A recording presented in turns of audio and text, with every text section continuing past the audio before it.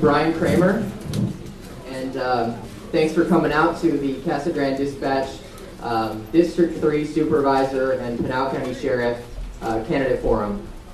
Our primary purpose at the Dispatch is to be the independent and impartial source of news in the community. So we hope that by hosting this tonight, you'll be able to hear from the candidates and find out who they are and what they stand for, and you'll all be informed voters at the polls next month. A little bit about the format. Each candidate is going to have 90 seconds to answer a question, and I'll let you all know when you have 30 seconds remaining. At the conclusion, we're going to have 3 minutes for them to give their closing statements. And so without further ado, I'd like to introduce our 3 candidates here tonight. One of them, Robert Almaguer, is not going to be here, but we're going to read his closing statement for him. So I'd like to introduce the candidates. David Snider.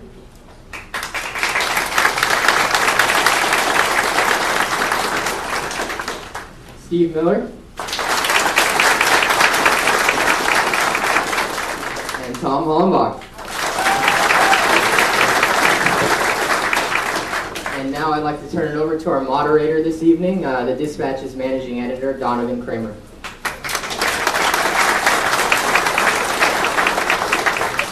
Thank you, Brian.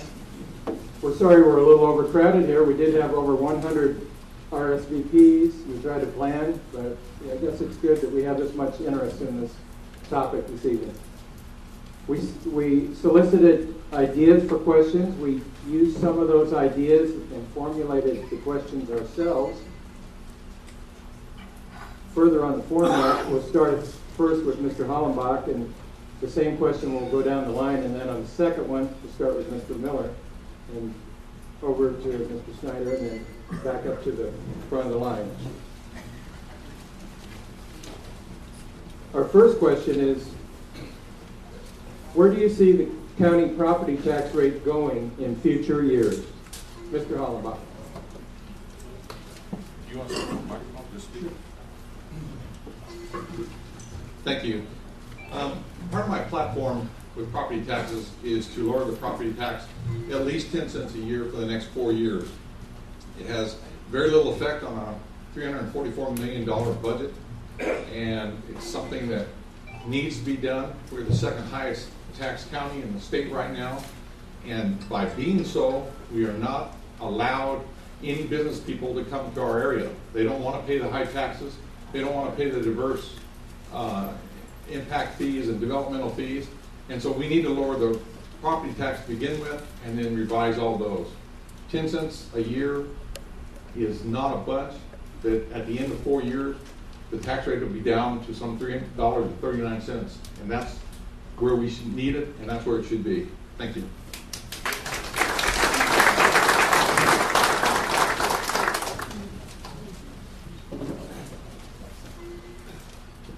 The property tax needs to should drop at some point here. What we really need to do is figure out what we're funding with those taxes, and see if there aren't places we can address their cost and bring their cost down. That will allow us to bring down the property tax. And just to cut it, I would, you want to make sure that you're going to be able to fund the programs that are mandated by the state and make sure you keep those levels. I do tell you though, I would love to see the property tax come down. I think it's an incentive for economic development to bring down those taxes, but you have to be very cautious as to what you're funding with those programs. Also understand that we only control, out of your property tax, we only control about 1/3 of that. 2/3 of it is controlled by your school taxes. So there's always those other entities that counties and the cities get blamed for when you see your property tax come up. So you want to make sure that you're clear as to what you're paying for on those property taxes. But I would pledge to bring property taxes down as much as we can, as soon as we can. Thank you.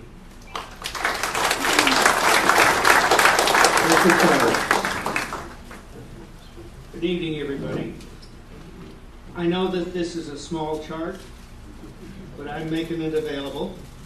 When I took office in 2005, the tax rate was $4.45 per $100 assessed value. By the time we got to 2009-2010 budget, the tax rate was $3.29. It went up only once. When it went to $3.99, we held it flat, and this year we took it down 20 cents.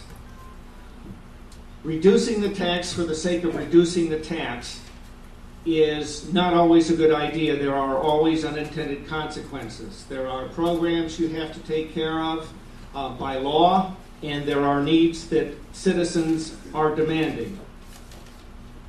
It's interesting to note that in 2009-2010, when we pulled that tax rate down to $3.29, we didn't have any fewer businesses or any fewer people come in to Pinal County.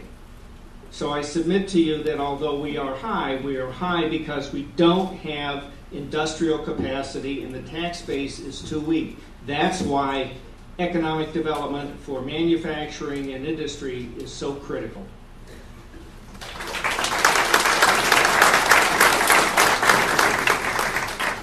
The second question, first to Mr. Miller.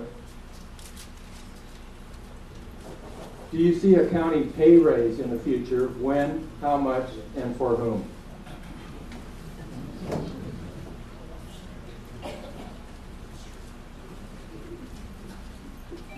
County pay raises will be evaluated as revenues come in.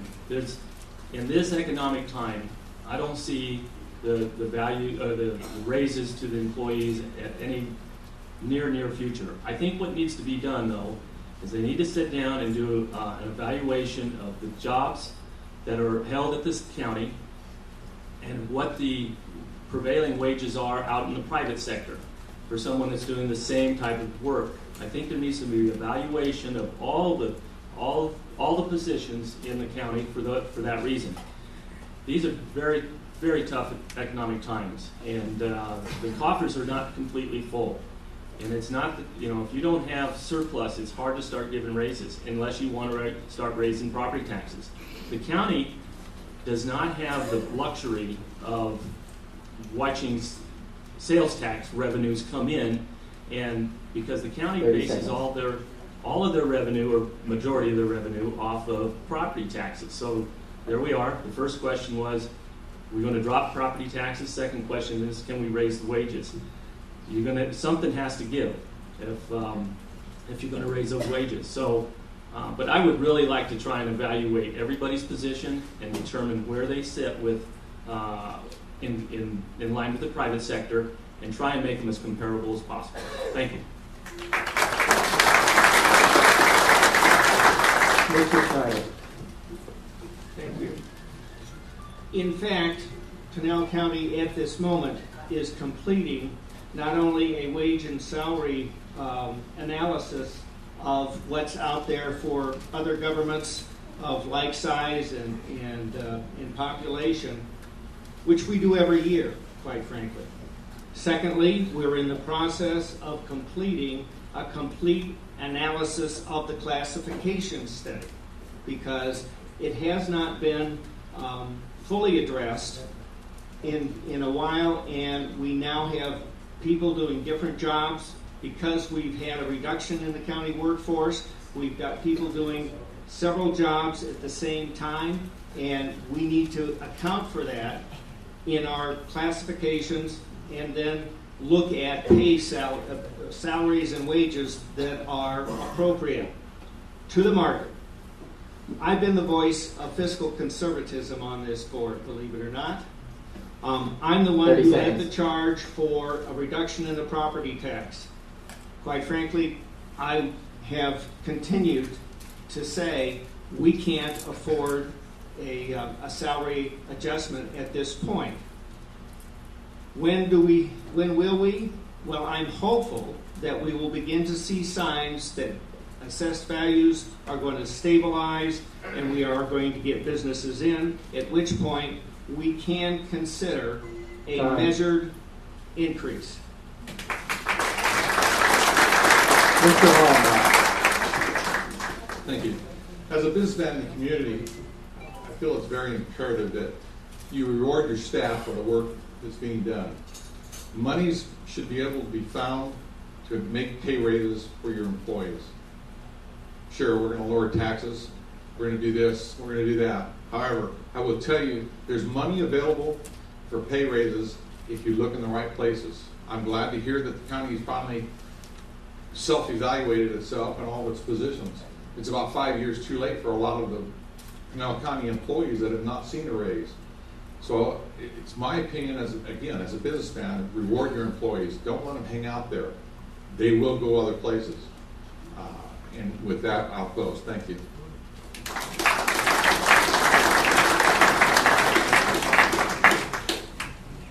The next question, first to Mr. Snider. What should be the board's position on expansion of Indian reservations from land purchases? Good and timely question. As many of you know, the Sacaton Indian Community has purchased a number of acres adjacent to their reservation, their tribal lands, and they are looking to move those into trust status. I have to tell you that it's not only a complicated question, but I'm personally conflicted. I fully subscribe to the notion that we ought to do this in a neighborly fashion and negotiate with the tribe, and it's the taxing entities who are going to be hung out to dry. It is the irrigation districts, the electrical districts, school districts, and in the county and the city who are going to be left with this whole. I would like to have our native communities as neighbors. 30 seconds. To recognize the consequences of that and do it in an amiable fashion. There is only so much that we can do. It's an act of Congress and the Interior Secretary, and we can talk about what the consequences are, and we can advocate for them to take a more reasoned position. But ultimately, the tribe in this climate, the tribe will rule. Mr. Hollenbach. It is a very complex issue. City of Glendale right now is in the same kind of a situation. Gotten into a litigious situation now that the city and the Indians are in court about. I think it's very important that as a county supervisor and member of this board that we negotiate with tribe and allow them to understand our position and understand those ramifications that Supervisor Snider just referred to, and that together we can go to our legislators and visit with our legislators about it, and there's an amicable way to resolve this. And I think everybody needs to understand what's going to happen to each entity that's involved. And I think by negotiations, I think that can be very well and easily done. Thank you. Mr. Miller. Yeah, this is a very complex situation here. My personal opinion is it's not legal. I don't think that they can make it tribal land. I mean, I think, now, can the Congress do that? I guess they probably can. But you look at the effects that it'll have on the utility companies, on the irrigation districts, the tax. Here's a whole bunch of land then that's taken off our tax roll, so it monetarily affects us directly. So do you go to your legislature, do you go to your congressman, and do you go to your senators and try and work something out to see if this can get blocked? I don't know. But I don't have a problem with them purchasing land. But to take it off our tax rolls is very, very critical and is not beneficial to certainly the citizens of Pinal County. We'll have to sit up and stand up and take a hard stance on that, I believe. They won't let us purchase their land. 30 seconds. And, so fair is fair, I would say. If they can take our land and put it into trust, we ought to be able to take their land and put it into property. And I would stand right there and tell them that. I don't know if that's a very good negotiating power, but that's how I would do it. So anyway, we'll do it.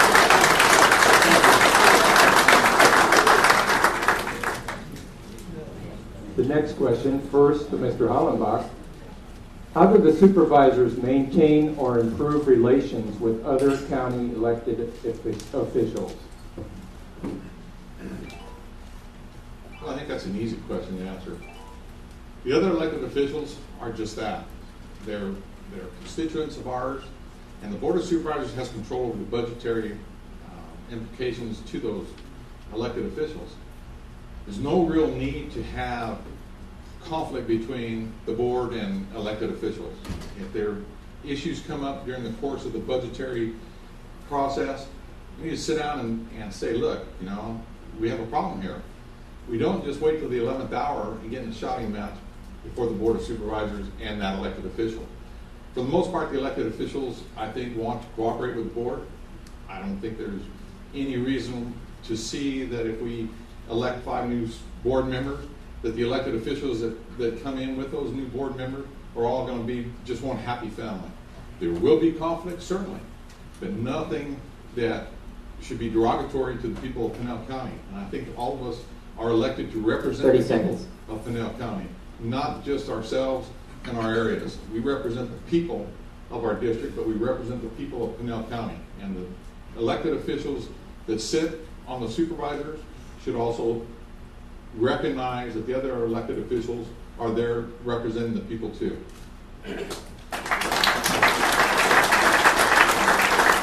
Mr. Miller. I actually welcome this scenario. When I'm elected supervisor, the first thing I want to do is sit down with each and every one of the other elected officials and go over their budgets, go over the statutory requirements of their office and what's required of them. It's very, very critical that the Board of Supervisors and all the other elected officials come to agreements on where we're going to stand on everything, on their budgets. These are, again, we're right back into the money. Everything boils down to money, and I can tell you that every department is going to look for things that they're going to want, that we're going to have to decide whether it's a need or a want. So those statutory limitations are what really is going to drive each and every one of those departments. I really do want to take the time to tour and visit with each and every department head, and staff, because I want to see how their inner workings really are at the county. I believe that they're similar to the way cities run, but there are a lot more entities at this level, and it'll require a lot of time on the front end to get real comfortable with how each and every one of these departments operate and understand what they need and then understand what they want. Thank you. Mr. Snider. Several times now in the past 5-7 years, all of the constitutional officers, the Board of Supervisors, and staff have come together and talked about the mission, the vision, the values of Pinal County. And when there's a clear understanding of what that is, then there is agreement on the direction you take and a lot of agreement on how you get there. Now, the details may vary. There may be differences of opinion as to who ought to get a little more or a little less, depending on the size and the intensity of their mission. But by and large, Pinal County has been very blessed to have elected officials, constitutional officers, and the supervisors who see the bigger picture. We see the mission, we see where we want to take this county and how we want to interact with our constituents, and we're going to go there. Constitutional officers, however, have a different set of abilities, if you will, some of which were litigated in front of the Arizona Supreme Court. So they have their own responsibilities for their mission, and the job of the supervisors and the constitutional officers is to find a balance where we can all work for the good of the county.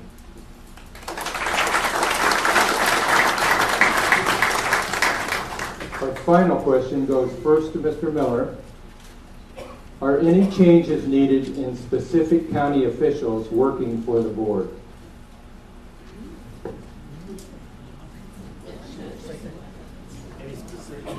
Any changes in personnel working for the board? That's a tough one because they're not working for me yet. And I would hope not. I don't know if you've got individuals in there that are not performing as they're supposed to. They're not handling the job, the workload, or whatever it is. I don't see where there would be an issue. I would go in with an open mind with each and every person there at the county.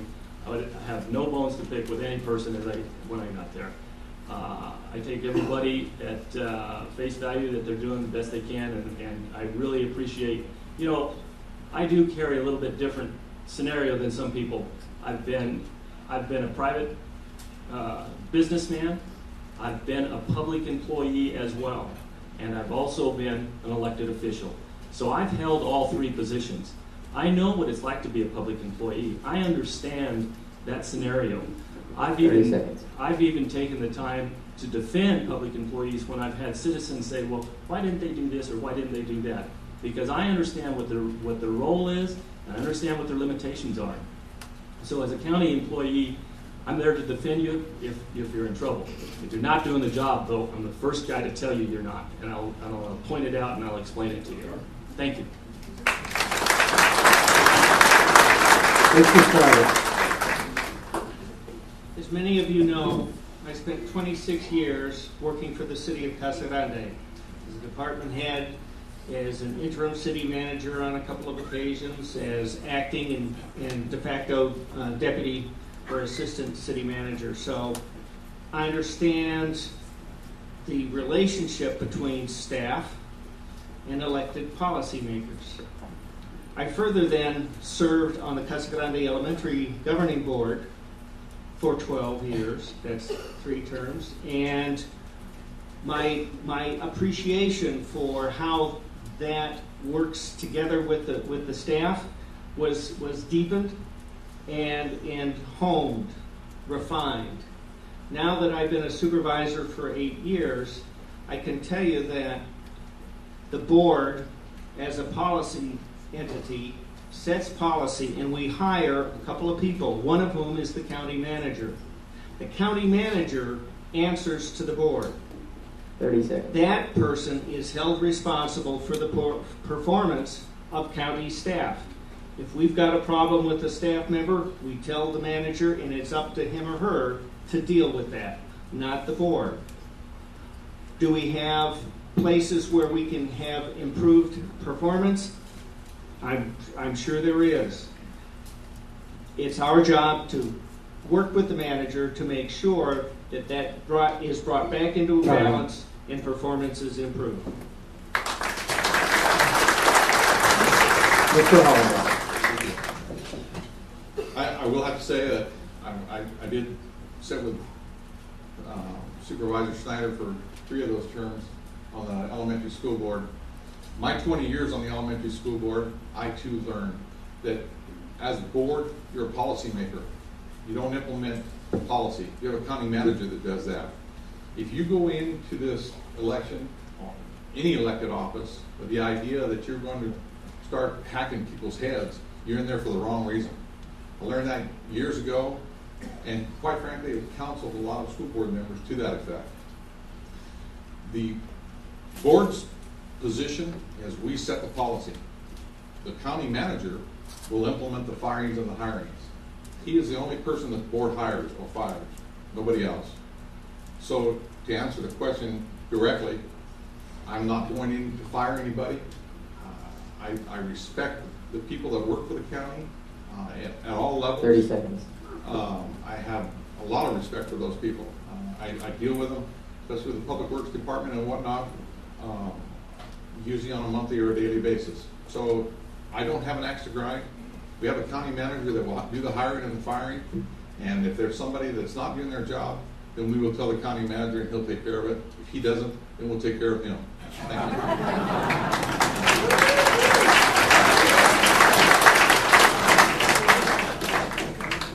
you. We will move into closing statements. Robert Almaguer, an independent candidate, was unable to attend this evening but submitted a statement. I will read it. Good evening. My name is Robert Almaguer, and due to scheduling conflicts, I regret that I am unable to attend this forum. I am running for County Supervisor District 3 because I can make a difference. I bring skills that I have used in running my own business, skills that have been very successful. I believe that leadership requires active participation. I also believe that we need to identify potential problems and early on and solve them before they become serious issues. We need to have a vision for the future. If elected, I will work on improving our county finances through effective management of both resources and skills. Fiscal responsibility is essential to creating a better, more vigorous, and prosperous future for ourselves, for our children, and their children. We need to have fiscal accountability. I believe that Pinal County has much to offer. We need to develop our resources to ensure that we have economic development. For example, we need to work to make sure that the Phoenix Mart project becomes a reality. This project will bring hundreds of private sector jobs to the area, which translates into revenues for the county. I believe in having an open door policy where all citizens will be welcomed. In these sessions, I will encourage citizens to speak their minds and let us know how we are doing. On major issues such as transportation and water, I will seek input from the public. We should be able to work together and come to an agreement on how best to solve the issues facing us.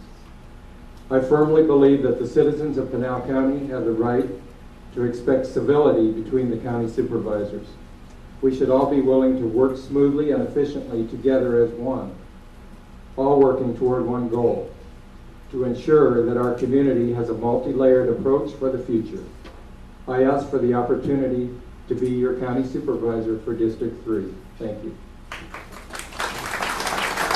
Next up, Mr. Snider.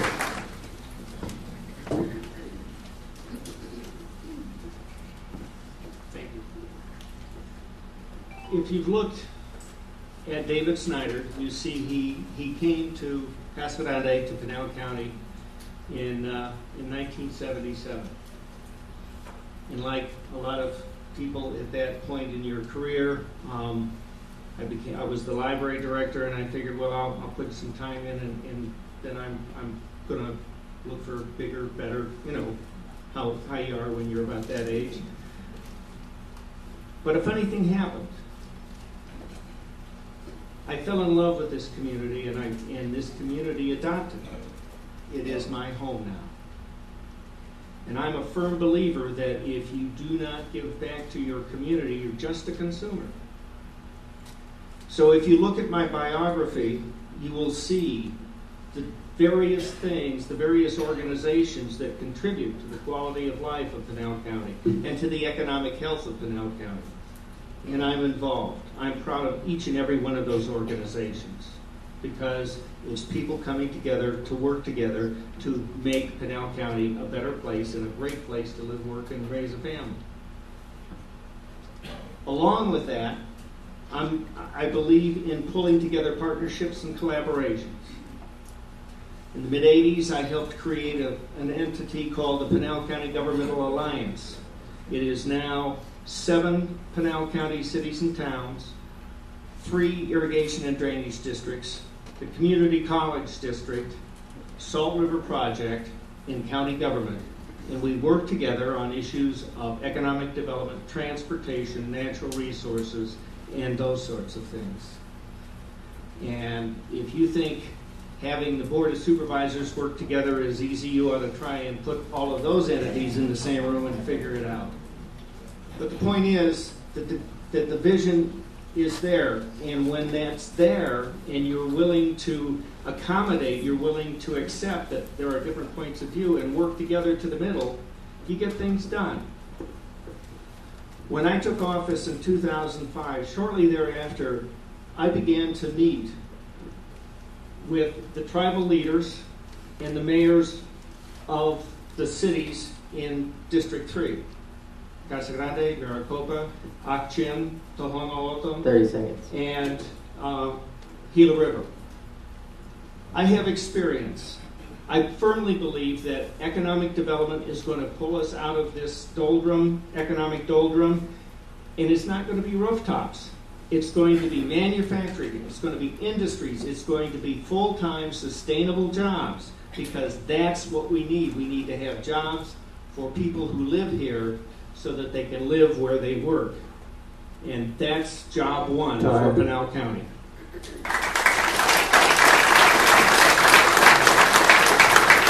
Mr. Miller, please.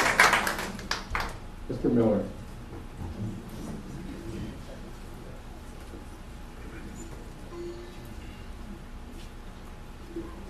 I've lived here for 41 years. I'm married to a lovely wife, Gloria Chevarria. We have 3 children, 4 grandchildren, all living right here in Pinal County. You know, this has been our home. I've enjoyed all 10 years on the city of Casa Grande. I think I did a lot of good things there with the city council. But what I want to do as your county supervisor is create an environment that welcomes economic development. We need to streamline that process. There's nothing will run off a potential employer faster than a bogged down process or an unfriendly procedure. And it needs to be fixed. It's probably the one thing that I've been told from the smallest businessman to the largest developers. You know, something needs to be done there. You know, my slogan to county government will be, I want to facilitate and not regulate. I want common sense solutions. We need to come up with these common sense solutions to facilitate the dreams and the needs of individuals. And that's what will build jobs in Pinal County. That's how we will develop the future of Pinal County. We need to stop waging war on certain sectors of our economy. Take agriculture. We have a department at the county that is vowed to eliminate agriculture from this county. Now, I don't know what message that sends to any business, but it's not good. If you're not liked or you're not wanted, you're doomed. I don't think so.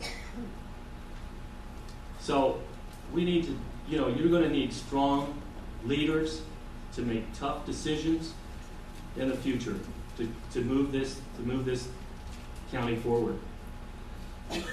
And I'm the person that can do that. I've done it in the past at the city council level. I've helped establish policy there. I understand the roles of the elected official.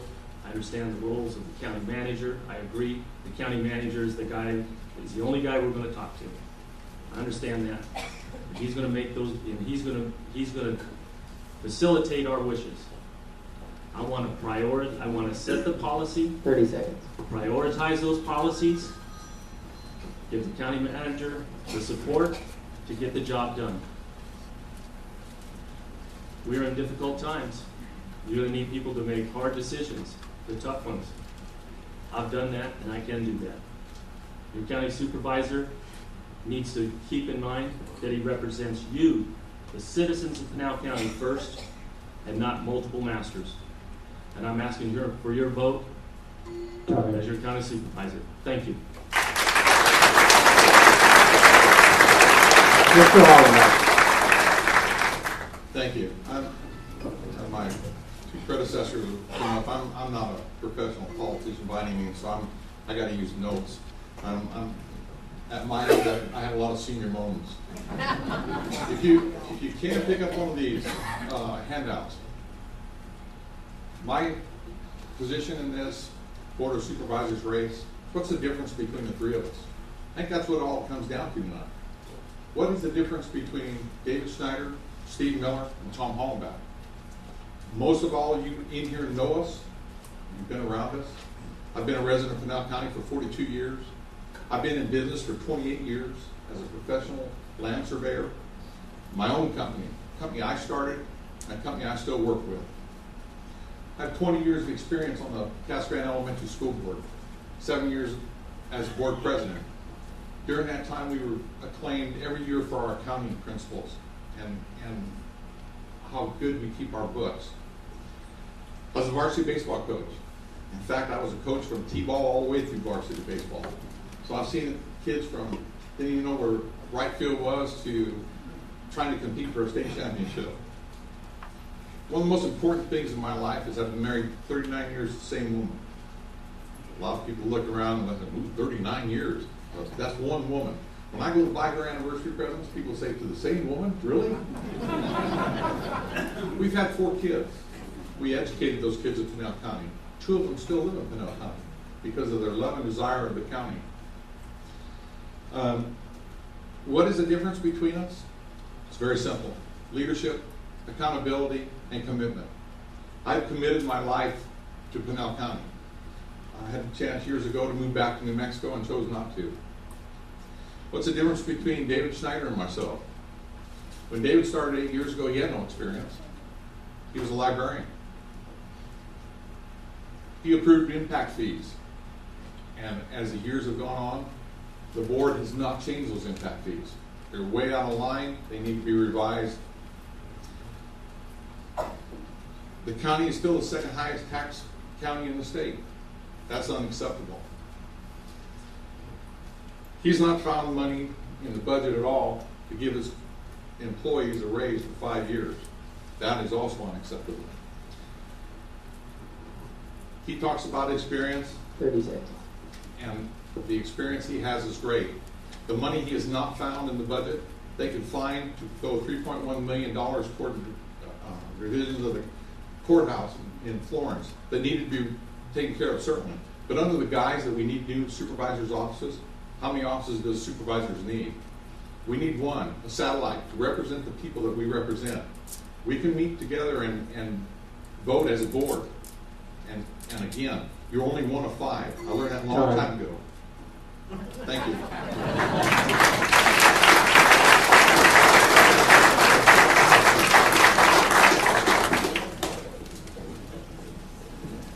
All right, we're going to take a quick break. Let's have one more round of applause for the district candidates.